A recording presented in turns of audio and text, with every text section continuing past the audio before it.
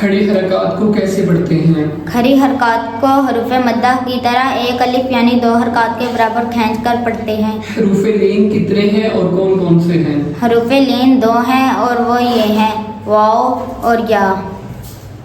حروف لین کو کس طرح پڑھتے ہیں؟ حروف لین کو بغیر کھینچے بغیر جھٹکا دیے نرمی سے معروف پڑھتے ہیں۔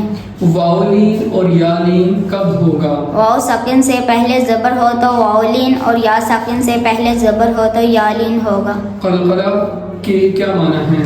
قلقلہ کے معنی جنبش اور حرکت کے ہیں، یعنی ان حروف کی ادا ہوتے وقت مخرج میں جنبش سی ہوتی ہے جس کی وجہ سے آواز لوٹتی ہوئی نکلتی ہے۔ حروف قلقلہ کتنے ہیں اور کون کون سے ہیں اور ان کا مجموعہ کیا ہے؟ حروف قلقلہ 5 ہیں اور وہ یہ ہیں قاف، تا، با، جیم، دال۔ ان کا مجموعہ قطب جدن۔